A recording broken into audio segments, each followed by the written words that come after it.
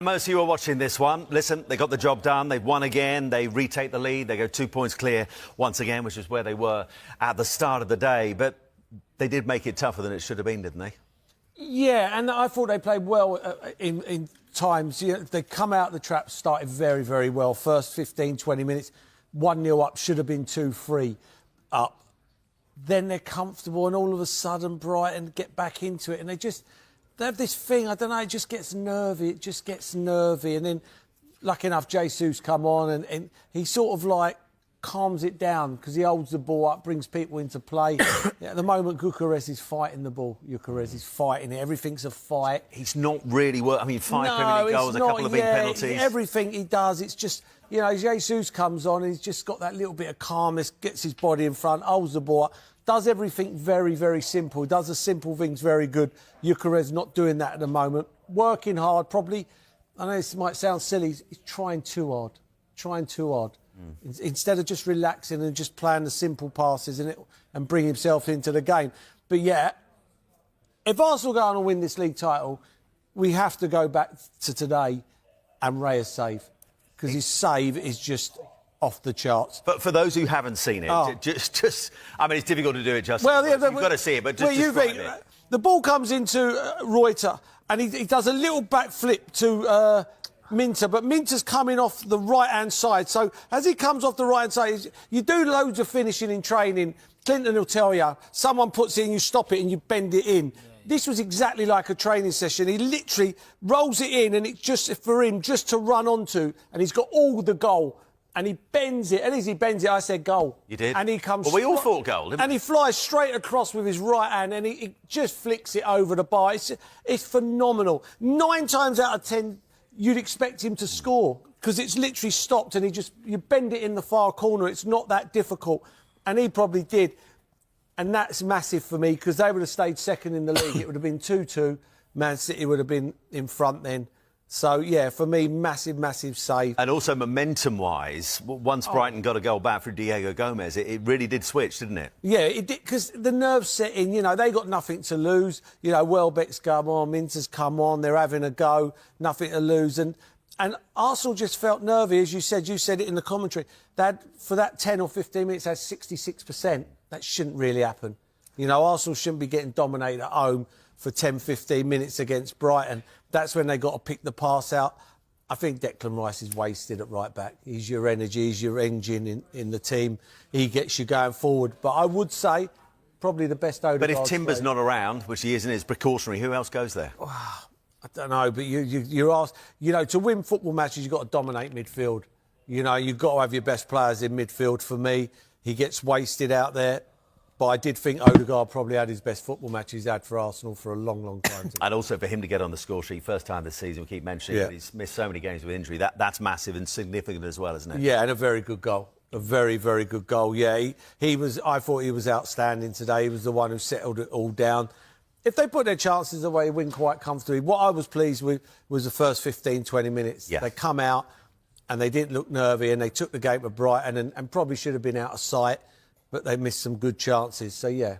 And you're right to point out the chances. They had 24 shots in that game. That's the most they've had in a Premier League game so far this season. Wow. Are they snatching at stuff at the moment? Yeah, I mean, Martinelli missed from 6 yards. I mean, if that come in another 10 times, he literally just got to let it hit your foot. He's tried to run onto it. The pace is in it. They haven't got any natural goal scorers, Arsenal, have they? If you look, they've got no natural goal scorers. Where he's not natural, he misses his chances. Oh, you're right. They haven't got that natural goal scorer that will give you the chance. Yeah. You know, I think Jesus, what he does, he brings you into the game. I think he's a good footballer, and he brings you in, and he makes chances for other players. You know, Gyökeres is snatching at the moment. But yeah, Martinelli probably had the chance to kill the game. But yeah, good result for Arsenal in the end. Another game ticked off. 20 left, is it? 18? What's left? 18? Yeah, I don't know. We're on 18 now, aren't we? We're on 18. There's 20 games. games. It's Aston Villa next, which we'll talk about. We need a break away from hearing from you, Merce. You can join in on this because we need to talk to the man that Merce has just mentioned quite a lot. Gabriel Jesus joins us live now from the Emirates. Gabriel, so good to see you. Thanks ever so much for joining us. Just quickly on a personal note, how good is it to be back involved with this Arsenal side after such a long layoff? Hello everyone there. Hi. So yeah, I'm very happy. You know, I'm very excited as well because still a lot of to play in the season. So yeah, I'm feeling amazing again. Obviously, after 11 months out, I still need some energy or yeah, but with the ball, I think I'm feeling good. You know, I'm trust in myself again. So yeah, I'm very happy the way I come back. Hi, Gabriel. Paul Merson here. Just want to say well done. Do you think you should have had a penalty towards the end?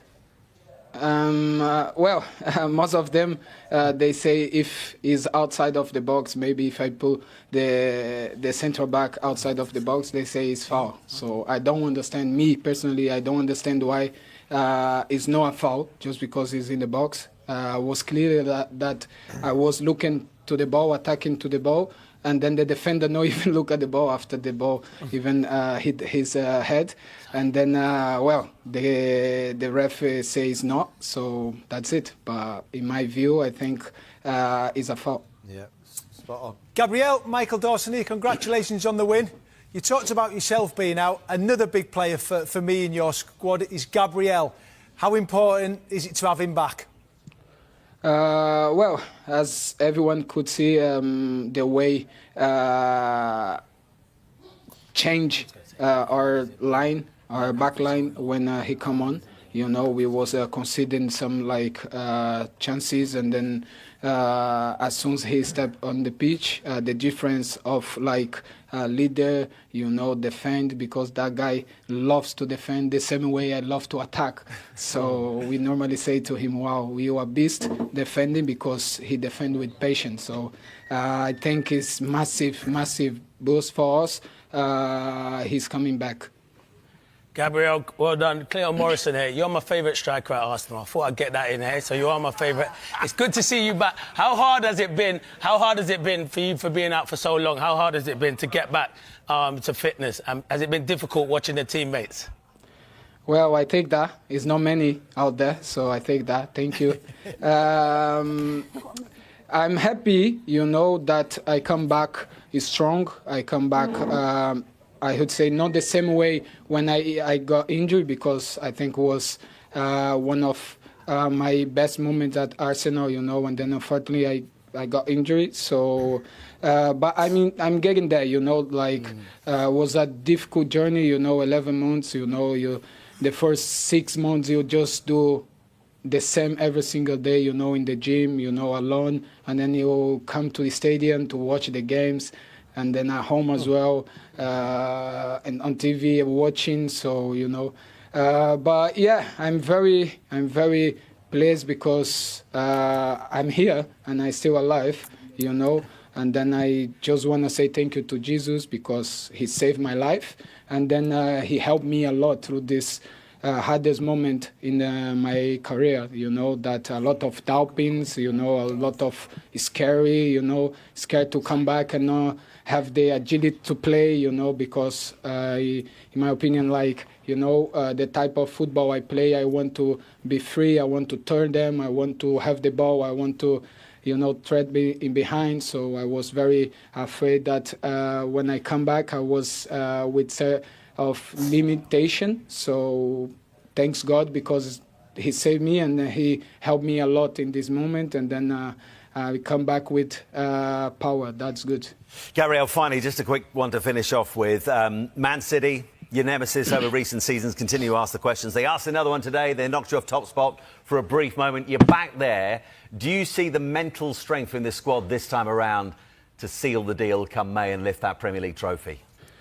Well, as everyone knows how tough it is to play in the Premier League, to fight up there for years, and then, you know, we all know that City has this capacity, and also they have won a lot, and then they have no, pressure to win anything.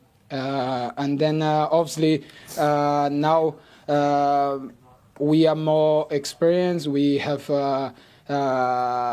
you know, bigger squad. So yeah, everyone here, obviously, I don't think have been in the position that someone is behind you, chasing you, but it's still, because everyone here, I think, is more experienced now.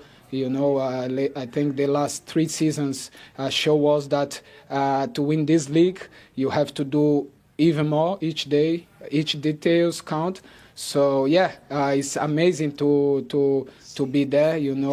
Chasing for the Premier League, and then that's, I think, where Arsenal belongs. To be there every single year to try to win, and then obviously one time it happens, and then I hope it's this year. After 11 months out, Gabriel, it's great to see you back. Thanks ever so much for your time this evening. Thank you. Thank you, everyone there. What a lovely guy. Merce, let's just forward our minds. Yeah, so we're looking for positives. 2 weekends running, they've played after City have won, and they've won both times. Yeah. I mean, that's a some response, isn't it? Back-to-back weekends. It is, because they know the pressure. They know exactly what's happening going into the games. Obviously they're playing against teams at home that they should be beating, but still the pressure, with everything what they've tried to do in the last couple of seasons, it is mounting, and it will continue to mount. But like, they've won it. They've won those games. We've got players coming back, and like I was saying at the start, Steve, I would just like to see them take more chances, be a bit more comfortable in the game, and then maybe the fans could be a little less anxious and that. But it doesn't work like that. No. This is the Premier League. It's not meant to be that easy. And do you see these two sort of neck and neck all the way through now, City and Arsenal? Well, Villa, they're not far behind as well. I just think these can be really important wins for Arsenal, because we'll see them win comfortably, and Odegaard talked about the win in different ways.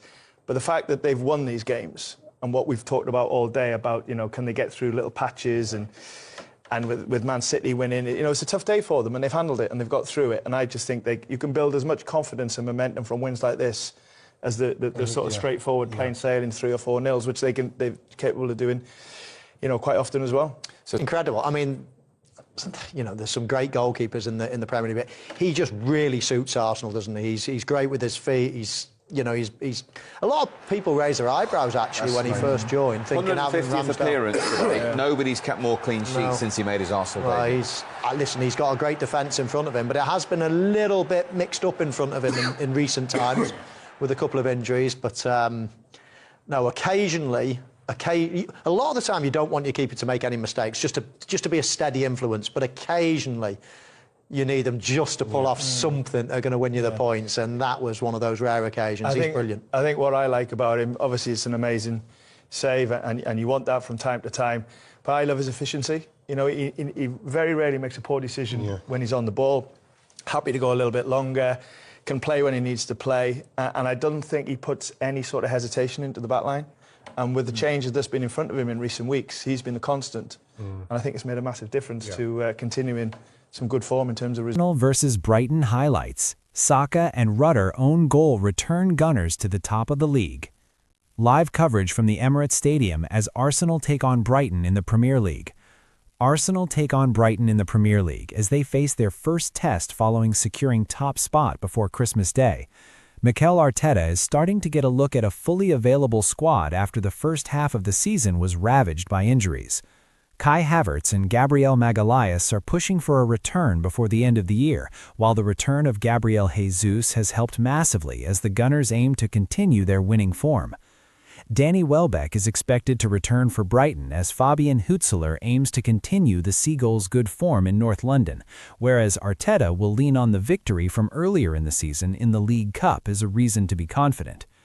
We will bring you all the updates, build-up, and team news in our football.london live blog below. Arsenal hang on to claim all 3 points